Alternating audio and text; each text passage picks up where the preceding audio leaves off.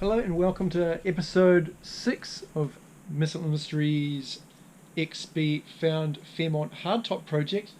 Now this is going to be the health check episode, because the last episode I did, which I filmed yesterday and the day before, was getting the car to run, and that was a resounding success. But the next thing I did after I got it to run was to throw a compression tester through all 8 cylinders, and the results were kind of disappointing but not that surprising. So I decided, rather than end yesterday's video, or rather last week's video, on a low note, I already had half an hour's worth of footage anyway, so I was just going to leave it as it was, and we could end on the high of getting the car running, and yay, it doesn't have a drop rod or anything like that, or a smashed valve or anything, so it runs well enough. So in this episode we'll cover the results for the compression test, which we'll cut to now. Okay, it's compression test time. I have all the plugs out, I have the throttle set wide open, and now I'm just going to crank until I have all the numbers that I need.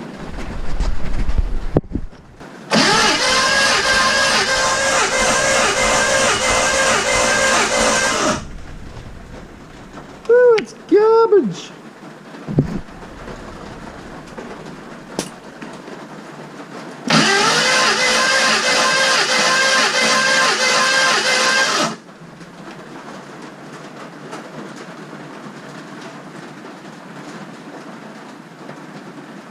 It's like 110.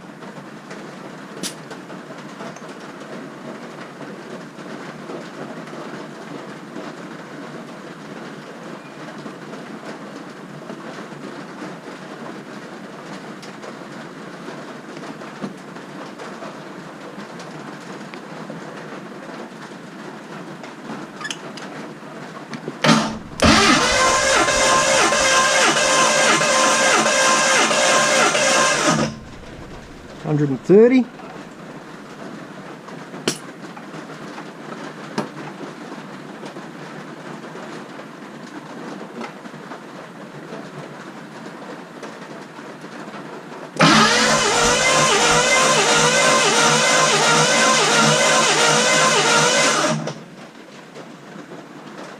$95.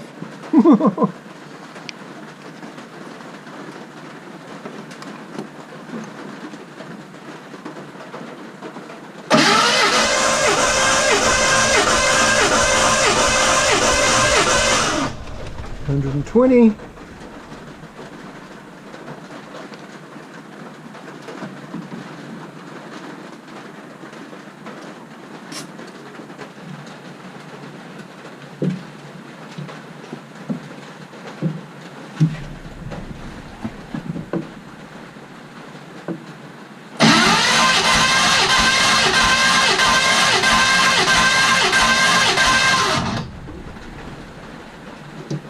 Highest one yet. 135.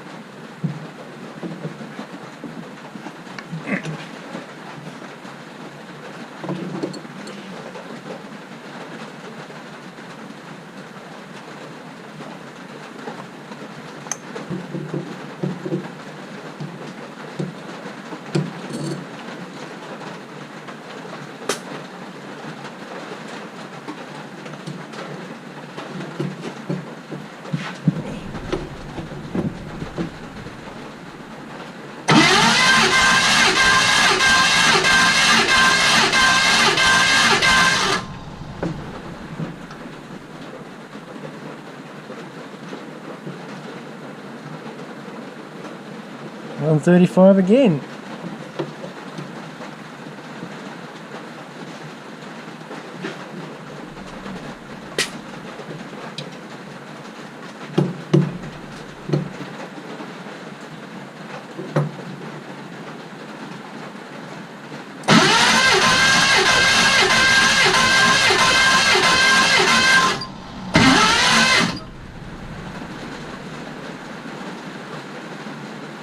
$125.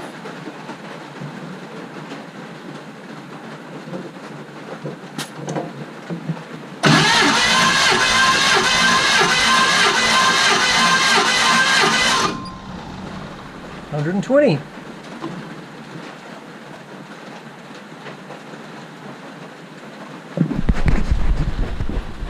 Based on these universally low but relatively even compressions and the puny carby that's on this car, I reckon this is a 302. I mean, if I think about the wagon, had 150 psi in every cylinder and it was pretty decent. Even my sedan there had reasonably decent psi even though they were all over the shop. This one, however, very low consistent compression between 110 and 130, which is reminiscent of my old Jag, which had a Cleveland in it, and I was told it was a 351, but I never bothered to check, and it wasn't particularly fast.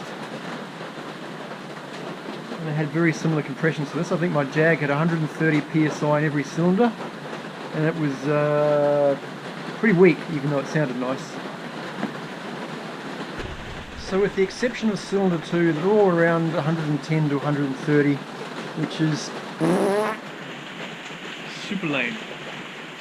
So while the engine runs, it is by no means a firecracker. So I think I'll treat that as a convenient space saver for the car for the time being. I mean, it starts and it runs, and it will be fine for me to get everything else built up around it. Might even stick the manual gearbox in behind it, just so I can basically test everything. In other news, I took a pair of poly grips to the water pump and I have managed to get it to spin. It's not exactly spinning freely, but it is spinning. So that's a positive. The stalwarts among you would have noticed at the end of my last video I did a sequence, and that sequence was me making this throttle bracket for this motor, because it didn't come with a throttle bracket, it came with a chunk of wire that was retaining it looped around those quick release rocker cover bolts, which was inadequate, and I just shaped up a piece of 50mm angle, drilled some holes in it and bunged it in place. It probably isn't ideal, I'm not going to get full throttle in my driveway, but it will do for the time being so I can operate the throttle from inside the car. All I've got to do now is throw some paint on this and set it aside and let it dry while I faff about doing other stuff.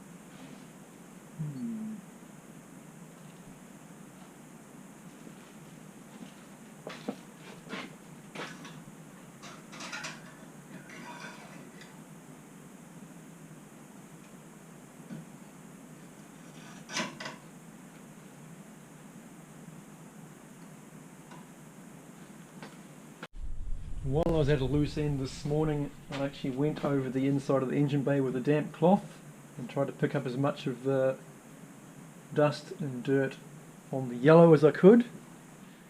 Then I got carried away and decided I'd go down the side of the car, did a bit of the roof, did the bum of the car. So it has revealed some horrors. This side looks great, which is important because that's the passenger side. This is the side that the people will see as you cruise down the road in your XB Fairmont Hardtop. But let's walk around to the driver's side where all the horrors are. Bearing in mind the sleek lines of the wheel arch of the left hand side, and now then we'll compare them to the right hand side. Somebody has messed with this. That's all butchered, that's very butchered, and that is all bog. I wouldn't be surprised if this section here was very badly repaired and then bogged up. There's a random chunk of metal sticking out there, and this, the whole contour is really terrible. Like somebody has just bashed it together, you know, back when these cars were worth $500 or less, and said, "She'll be right, mate." So, the bog is thick there. So, probably one of the first repairs I'll get into is knocking the bog off this to see what kind of horrors. See that line there? I would say that's probably all bog. Oh yeah.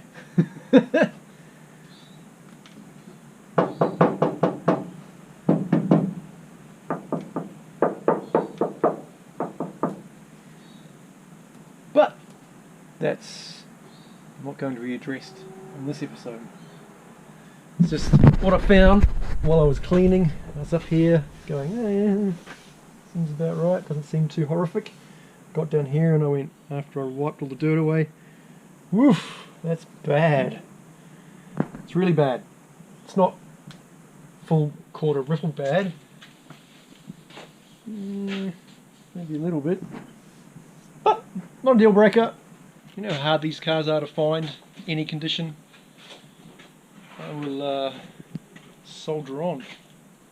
So anyway, I've cleaned some of the dirt off the car, and I will get onto the roof probably this episode because I want all the dirt off the car on the outside, just so that I may stand back and admire it from time to time. I don't need 31 years of grit and dust spoiling my view, so yeah, I'll get onto that. I wonder what horrors lie beneath these rocker covers. I mean, the motor sounded fine. It doesn't hurt to just have a peer inside, see what's going on, see how much sludge is in there, see if it has double valve spring or anything random like that. So I might whip those quick release bolts off and the 3 regular bolts and have a squiz under there to see what's what.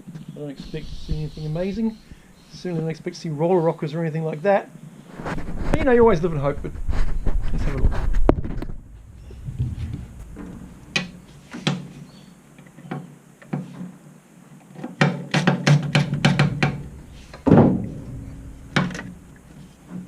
This would be a good opportunity to run the steel over all of these chrome rocker covers and give them a bit of a clean up. I may as well do some of that since this is Hurricane Alfred Monday and the kids are home from school, so I'm home from work. Day 5 of Hurricane Hurricane Alfred garage action. Gotta say, I don't mind this Hurricane Alfred time off work.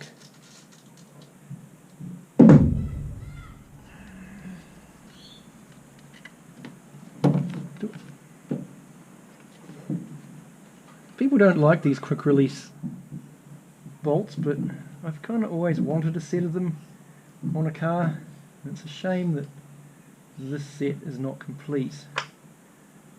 So I just have to put up with 3 regular bolts per cylinder head.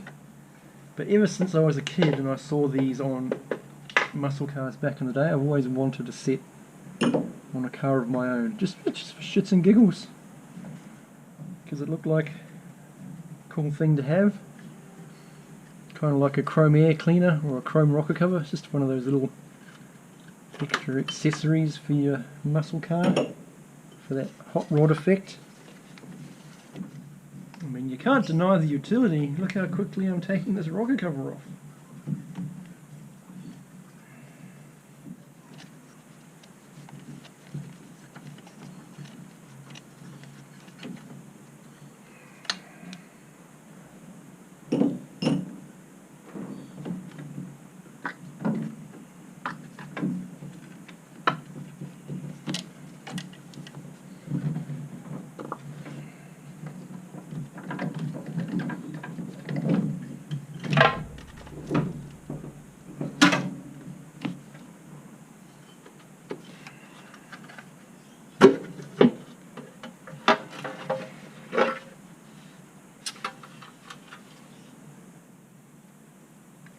Damn it, rip the gasket.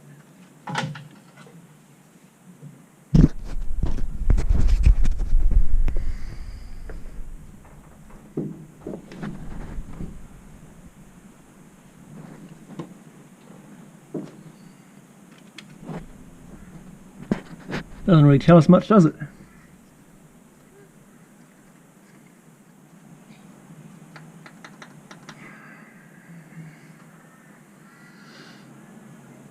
I don't know how old the oil is, but it's actually cleaner than the wagon oil was, so it can stay in there. I pulled the dipstick and I was surprised to see that it wasn't actually that dirty. So we'll just leave that be. And the underside of that.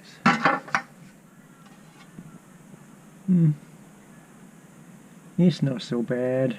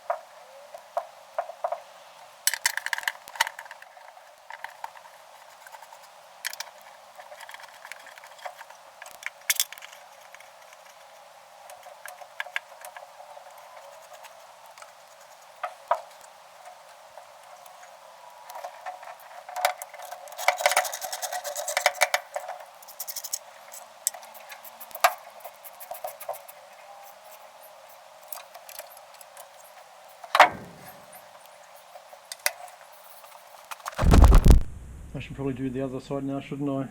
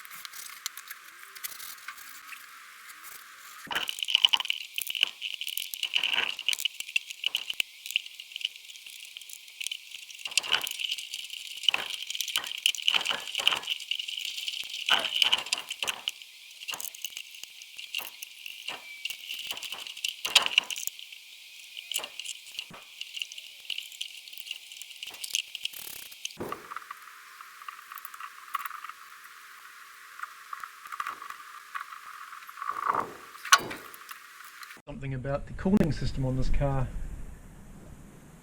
That pipe comes out of the block there. It's completely rusted away.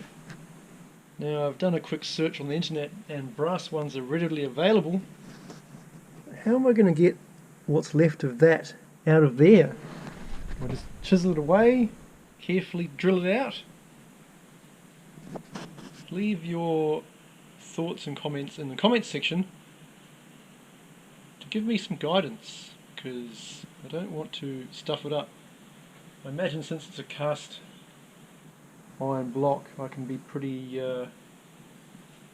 cavalier bashing that piece of rusted pipe out, but I prefer not to inject it into the water jacket of the motor.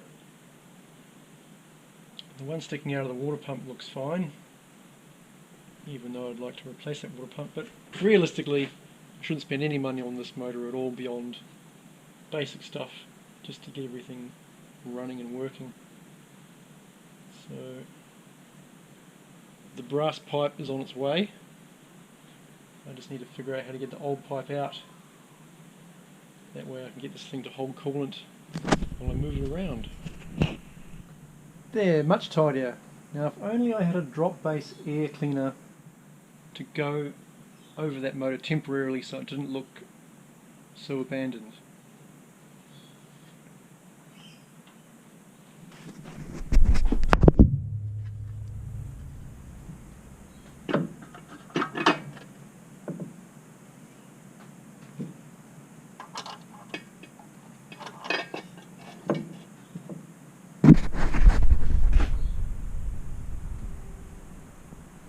Too shiny and new, isn't it?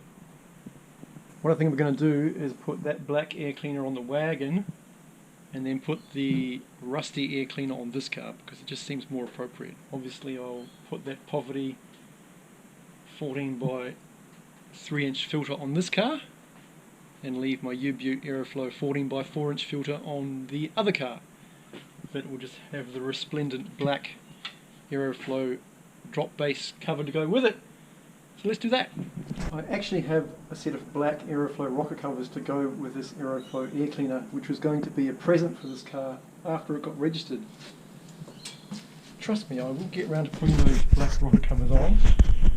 But we don't have quick release covers, it's a bit of a gin around to get those rocker cover bolts out. So I'll just put this on for the time being, so I can steal that crusty rusty air cleaner cover to put on the coupe hardtop.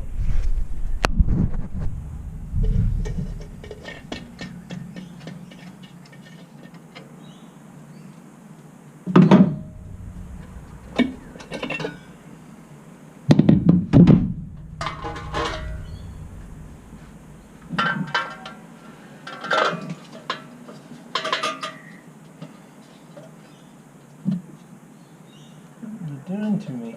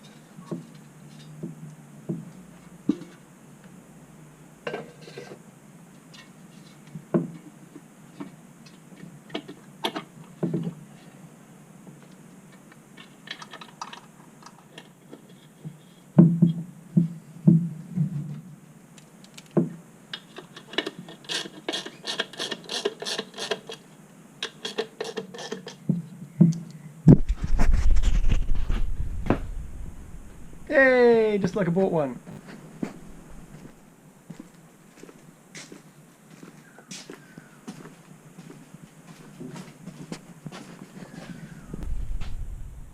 Okay, it's a new day on a new weekend. The sun is shining outside. It's a nice change. And before I wrap this video up, I've decided I'm going to try and replace that heater hose neck that comes out of the block there with my brand new brass proflow one. So theoretically, once I've figured out a way of getting the remainder of that steel pipe out of the block, I should just be able to hammer this one in, and I'll be able to make a short block-off hose to run the system while I fill the car with coolant in the future when we want to run this motor and gearbox, and it will all hold coolant. So that's the plan. It's the plan to wrap this episode up. Forbid this now. They forbid the companies from selling the stock to you directly and giving you a certificate, because then they can't.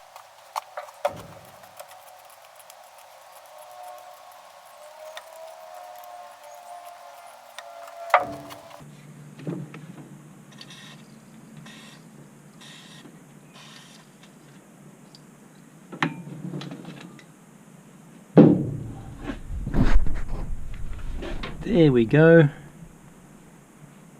Nice and clean. I think I'm about ready to hammer a brass tube into that.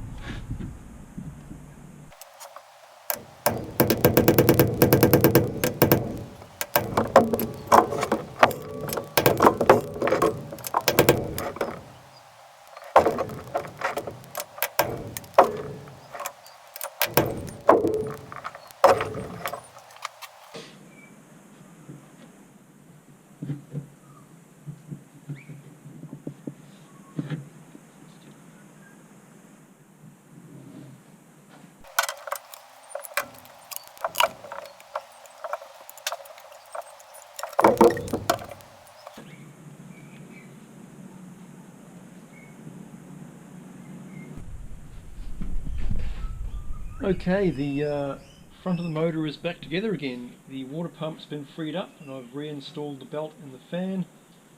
I have put the brass tube into the engine block, and I have set up a bypass pipe to link the engine block to the water pump for the time being, with a mind in the future to put coolant in this thing while it moves around the property. So while the compression is low, the car will still start, hopefully.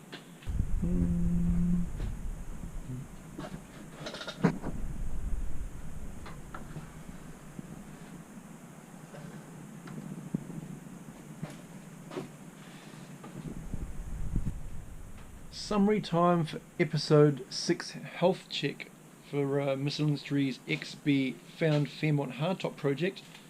Now, I did have plans to fire this car up again and test the transmission, but my attempts to fire the car up have led to the car be flooding fuel into the manifold like it's going out of fashion, like the float bulb's jammed or something.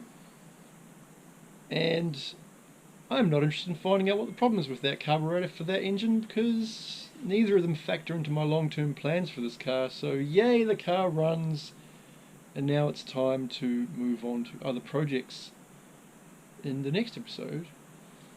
I'm not sure what I'm doing. I've actually got all my parts for my manual conversion, but I won't be pulling the engine and gearbox out next episode, but I will be installing my clutch arm and my reservoir and all those bits and bobs under the dash, so I should probably get on to that next.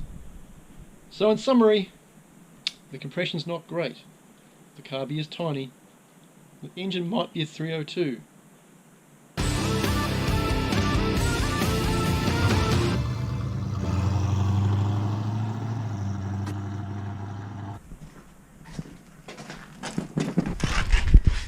Houston, we have a problem.